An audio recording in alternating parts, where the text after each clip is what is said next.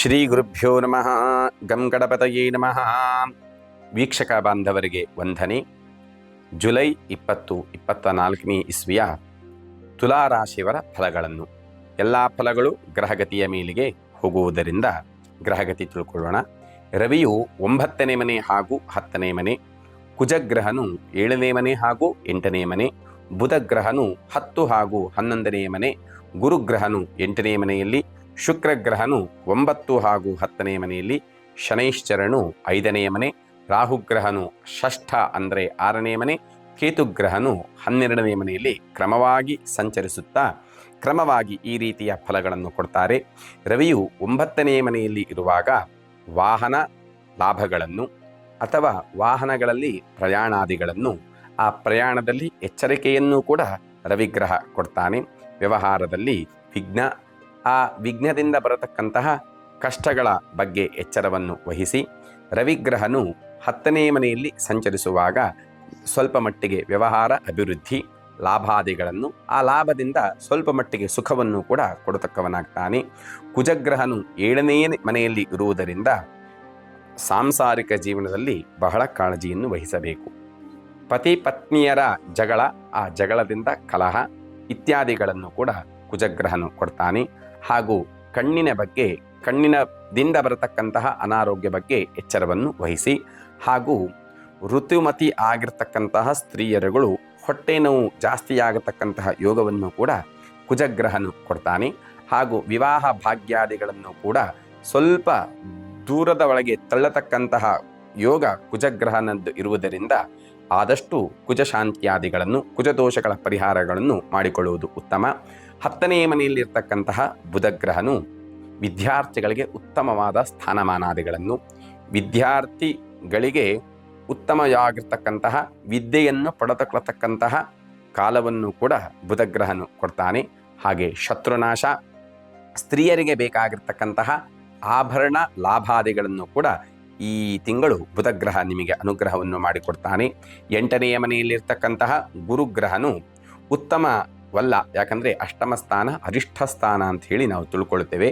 ಹಾಗಾಗಿ ಶೋಕ ದುಃಖಾದಿಗಳನ್ನು ಸ್ವಲ್ಪ ಮಟ್ಟಿಗೆ ಕೊಡತಕ್ಕವನಾಗಿರುವ ಗುರುನು ಆ ಗುರುಗಳ ಆರಾಧನೆಯನ್ನು ಮಾಡಿಕೊಂಡು ಗುರುವಿನ ಅನುಗ್ರಹ ಪಡೆದುಕೊಂಡಿದ್ದೇ ಆದರೆ ಆ ಬರತಕ್ಕಂತಹ ಸ್ವಲ್ಪ ಮಟ್ಟಿಗೆ ಕಷ್ಟಗಳು ಕೂಡ ದೂರ ಪರಿಹಾರ ಆಗುತ್ತೆ.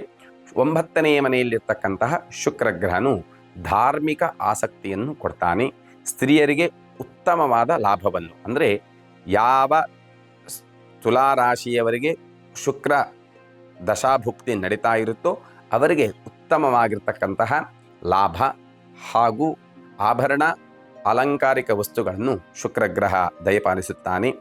5ನೇ ಮನೆಯಲ್ಲಿರ್ತಕ್ಕಂತಹ ಶನೈಶ್ಚರನು ಪುತ್ರರ ಬಗ್ಗೆ ಕಾಳಜಿಯನ್ನು ಹಾಗೂ ಸೈಕಲ್ಲು ಅಥವಾ ಗಾಡಿಗಳನ್ನು ಓಡಿಸತಕ್ಕಂತಹ ಪುತ್ರರಿದ್ದರೆ ಅವರ ಬಗ್ಗೆ ಎಚ್ಚರವನ್ನು ಕೂಡ ಶನೈಶ್ಚರ ತೋರಿಸಿಕೊಡ್ತಾನೆ.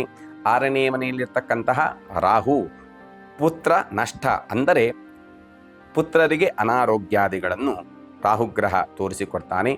ಷೇರು ಮಾರ್ಕೆಟನ್ನು ನಾನು ಯಾವಾಗಲೂ ಕೂಡ ರಾಹುವಿನಿಂದ ಚಿಂತನೆಯನ್ನು ಮಾಡ್ತೇನೆ. ಹಾಗಾಗಿ ಈ ತಿಂಗಳು ಆದಷ್ಟು ಷೇರು ಮಾರ್ಕೆಟ್ಗಳಲ್ಲಿ ಹೊಸ ಷೇರುಗಳನ್ನು ತಗೊಳ್ಳುವ ಪ್ರಯತ್ನವನ್ನು ಮಾಡಬೇಡಿ. ಹಳೆಯ ಷೇರುಗಳ ಬಗ್ಗೆ ಬಹಳ ಕಾಳಜಿಯನ್ನು ವಹಿಸಿ. ಕೇತುಗ್ರಹನು 12ನೇ ಮನೆಯಲ್ಲಿರ್ತಕ್ಕಂತಹ ಕೇತುಗ್ರಹನು ವಿದೇಶ ಪ್ರಯಾಣವನ್ನು ಸೂಚಿಸುತ್ತಾನೆ.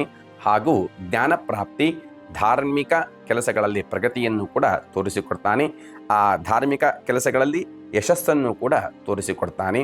ಹಾಗಾಗಿ ತುಲಾರಾಶಿಯವರು ಕಷ್ಟ ಮತ್ತು ನಷ್ಟಕ್ಕೆ ಒಳಗಾದವರು ಆದಷ್ಟು ದೇವಿಯ ಆರಾಧನೆಯನ್ನು, ಅಶ್ವತ್ಥ ಮರದ ಪೂಜೆಯನ್ನು, ಹಾಗೂ ವಿವಾಹ ಭಾಗ್ಯ ಬೇಕಾದವರು ಸ್ವಯಂವರ ಪಾರ್ವತಿ ಪೂಜೆ, ಕಾತ್ಯಾಯಿನಿ ಪೂಜಾದಿಗಳನ್ನು ಮಾಡಿಕೊಂಡರೆ ಉತ್ತಮ. ತುಲಾರಾಶಿಯವರಿಗೆ ಜುಲೈ ತಿಂಗಳಿನ ಉತ್ತಮ ದಿವಸಗಳನ್ನು ನೋಡುವುದಾದರೆ 1ನೇ ತಾರೀಕು ಹಾಗೂ 8ನೇ ತಾರೀಕು, 17ನೇ ತಾರೀಕು ಹಾಗೂ 21 ಈ ದಿನಗಳಲ್ಲಿ ಶುಭ ಕಾರ್ಯಗಳನ್ನು ಪ್ರಾರಂಭಿಸಿ ಉತ್ತಮ ಫಲಗಳನ್ನು ಹೊಂದಿ. ತುಲಾರಾಶಿಯವರಿಗೆ ಉತ್ತಮ ಬಣ್ಣಗಳನ್ನು ನೋಡುವುದಾದರೆ ಬಿಳಿ, ಹಳದಿ, ಕೇಸರಿ ಇವು ಉತ್ತಮ ಫಲಗಳು ಕೊಡ್ತಕ್ಕಂಥವು. ನಾವು ತಿಳಿಸಿರ್ತಕ್ಕಂತಹ ಮೇಷಾದಿ ರಾಶಿ ಫಲಗಳು ಮೇಲ್ನೋಟದ ಗ್ರಹಗತಿಗಳ ಫಲಗಳ ಆಗಿರುತ್ತವೆ. ಹೆಚ್ಚಿನ ವಿವರಗಳಿಗಾಗಿ ನಿಮ್ಮ ಜಾತಕವನ್ನು ಹಿಡಿಕೊಂಡು ಅಕ್ಕಪಕ್ಕದಲ್ಲಿ ಇರ್ತಕ್ಕಂತಹ ಜ್ಯೋತಿಷ್ಕರನ್ನು ಭೇಟಿ ಮಾಡುವುದು ಬಹಳ ಉತ್ತಮ. ನವಾಂಶ, ದಶಾಭುಕ್ತಿ, ನಿಮ್ಮ ಜಾತಕದ ಗ್ರಹಗತಿಗಳ ಮೇಲೆಗೆ ವಿವರವಾಗಿರ್ತಕ್ಕಂತಹ ಫಲಗಳನ್ನು ಅವರು ತಿಳಿಸಿಕೊಡ್ತಾರೆ.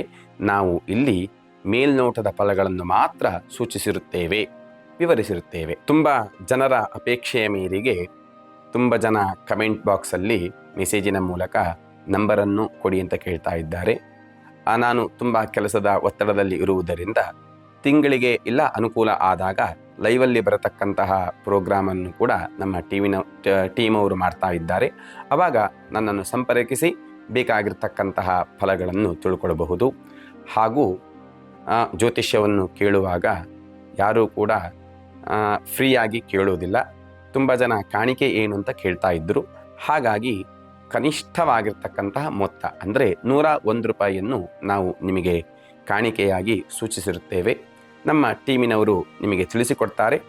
ಆ ಮೂಲಕವಾಗಿ ನೀವು ಪೇಯನ್ನು ಮಾಡಬಹುದು, ಇಲ್ಲ ದಕ್ಷಿಣೆಯನ್ನು ವಿತರಿಸಬಹುದು. ಈ ತಿಂಗಳಲ್ಲಿ ಬರತಕ್ಕಂತಹ ಎಲ್ಲ ಕಷ್ಟ ನಷ್ಟಗಳು ದೇವರು ಪರಿಹಾರ ಮಾಡಿಕೊಟ್ಟು ಉತ್ತಮವಾದತಕ್ಕಂತಹ ಫಲಗಳನ್ನು ನಿಮಗೆ ಕೊಡಲಿ ಅಂತ ಹೇಳಿ ದೇವರಲ್ಲಿ ಪ್ರಾರ್ಥಿಸುತ್ತಾ ಶ್ರೀಕೃಷ್ಣಾರ್ಪಣಮಸ್ತು.